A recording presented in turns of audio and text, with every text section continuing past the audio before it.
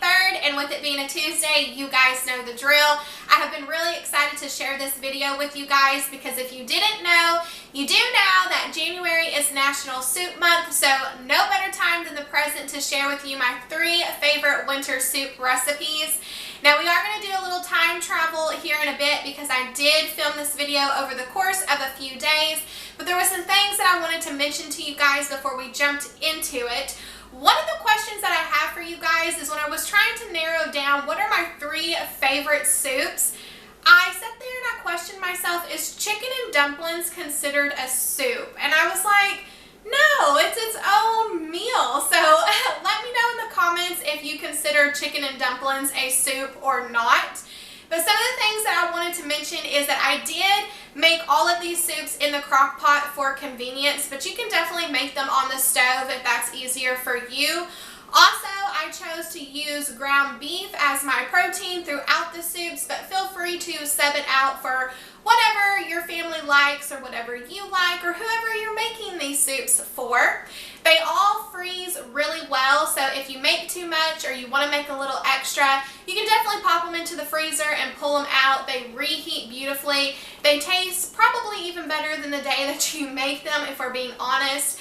And as always, I will have all the recipes in the description box below for you guys in case you need to double back and take a look. So let's get to making some soup. Well, hey there friends, today is actually Friday for me right now and I need to head out of the house to go tackle some errands. So this is the perfect opportunity for me to pull out the crock pot and get everything dumped in. That way when I come home, dinner will be magically made.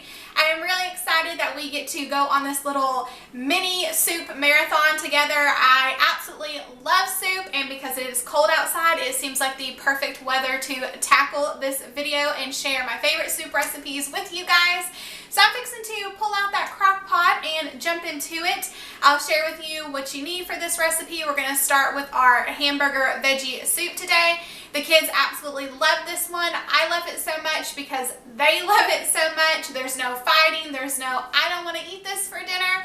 And it's pretty cheap to throw together actually. So let's get this crock pot out and let's get to work. I'm going to go ahead and start and get all of my chopping out of the way. I have about a small to medium sized white onion right here.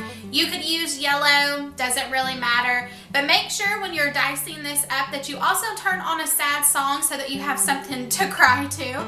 But I'm going to get this added in first. Next, I'm just going to jump in here with some potatoes that I went ahead and peeled and diced. I have about 5 russet potatoes here. The rule of thumb that I like to follow is about a potato per person and then 1 extra one to grow on, because if you're not careful, you will end up making enough potatoes to feed everybody in Texas. But I'm going to get these dumped in here. If you wanted to use canned potatoes, if that's what's something that you had on hand, you could definitely do that too. Making life quick and easy, I'm just taking a frozen bag of mixed vegetables and I'm going to get these dumped in on top of my potatoes. Next, I'm just going to go ahead and dump in this can of petite tomatoes, as well as 1 can of tomato sauce. And the last grocery haul, you guys seen that I picked up 3 pounds of ground beef. I went ahead and took it and cooked it all up Thursday night and just divided it up. That way I'd have some pre-cooked ground beef. That way I could just dump it right in. So this is 1 pound of hamburger meat. Alright, so at this point, I'm just going to take a second and kind of get everything mixed together the best that I can. I'm going to go in now with this KNORR beef powder and add in a couple of tablespoons of this. And then we'll go ahead and get some water added to this. You could definitely do beef broth instead, but I find that this is a cheaper alternative in the long run of just mixing it up yourself instead of buying the beef stock cartons. I'm going to start with 3 cups of water and kind of eyeball to see if it gives me the soup consistency that I'm looking for. It's kind of all preference at this point going forward if you want a thinner soup or a thicker soup. Either add more water or add less, it's up to you. Alright friends, so I went ahead and I added 1 extra cup of water, and I also took the time to add in a few seasonings. Just basic salt, pepper, onion powder, garlic powder, and I did add a little bit of paprika, so that's all she wrote. I'm gonna pop the lid on this and set it to low for about 8 hours and then come back and check on it around dinner time. So when it comes to sides with this soup, I do something different almost every single time. Tonight we're gonna do cornbread, but I've done grilled cheese, crackers, biscuits. You really can't go wrong. So I've got the lid on, I've got it on low, and I will see you guys around dinner time.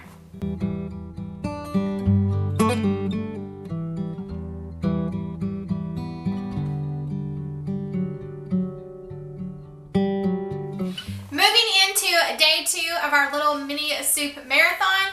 Today is actually Monday, so we're going to jump in here and we're going to do our spicy beef and cabbage potato soup.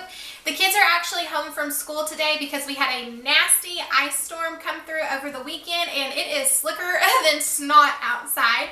So today's going to be the perfect day to have a nice warm bowl of soup at dinner time. But once again, I'm going to mix it up in the crock pot and let the crock pot do the work for me because I have got to go jump in and do some homeschooling with the kids. So let's get to it. It's a little noisy right now because Cheddar is eating, so you're going to have to excuse him.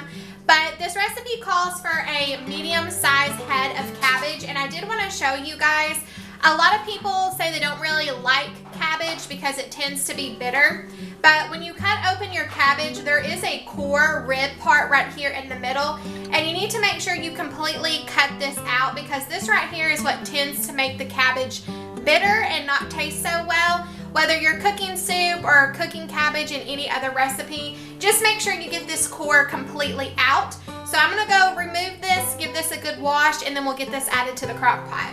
Alright, so I have my cabbage nicely washed and chopped, so I'm going to get this in the bottom of the crock pot. Definitely do not skip this step of really washing your cabbage because there is a lot of dirt and debris that likes to hide between the leaves, and you do not want dirt in your soup.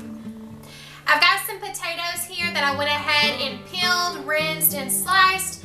I just chose to do like little half moons, but there's no rhyme or reason. I just wanted to do something different. And typically I would follow the potato rule, but some of my potatoes were kind of smaller that were left in the bag, so I just went ahead and used up the rest of them. So I have 7 potatoes here. I have 1 medium onion here that I went ahead and diced. You could use yellow, you could use white. Doesn't really matter, just whatever you have on hand. Now I'm going to go ahead and add in 1 can of petite diced tomatoes and 1 can of ROTEL, juice and all. I've got 1 pound of ground beef right here that's been cooked, so I'm going to go ahead and get that added in, along with 1 package of bacon bits. Alright, so let's talk about seasonings for a second. I added in some pepper, salt, garlic powder. I added in 2 tablespoons of the beef powder because I'm using this in substitution of beef broth. And I added in 1/4 of a teaspoon of cayenne pepper. I highly suggest you start at 1/4 of a teaspoon and work your way up.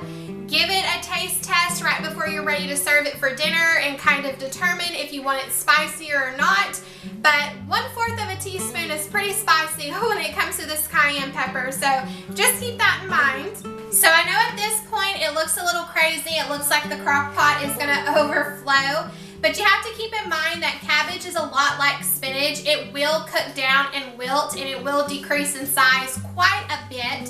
So I went ahead and I added 3 cups of water to start with, just so that I would have some water at the bottom of the crock pot so that the cabbage wouldn't burn or anything. But I'm going to get the lid popped on this and turn it on high. I'm going to come back and check on it in about 30 minutes, and by that time it should really decrease in size so I can get it mixed up a lot better. And then I'll kind of determine how much more water I want to add. It really is preference. You make it as thick or thin as you want, but I'm just going to let this cook until dinner time, and I will see you guys then.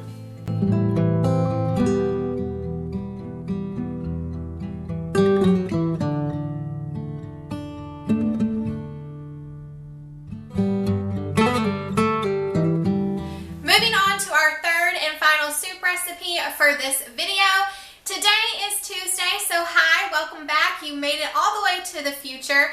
Today we're going to mix up some creamy tortellini soup. It's like the best soup if you want pasta, but you also want soup at the same time. Today, once again, I'm going to let the crock pot do the work because I get to go spend my afternoon at H&R Block because 'tis the season of tax season. What joy. So let's go ahead and get some stuff in here so this crock pot can get to work. I'm going to start by getting 1 block of cream cheese in the bottom of my crock pot. Next, I'm going to add 1 pint of half and half to this.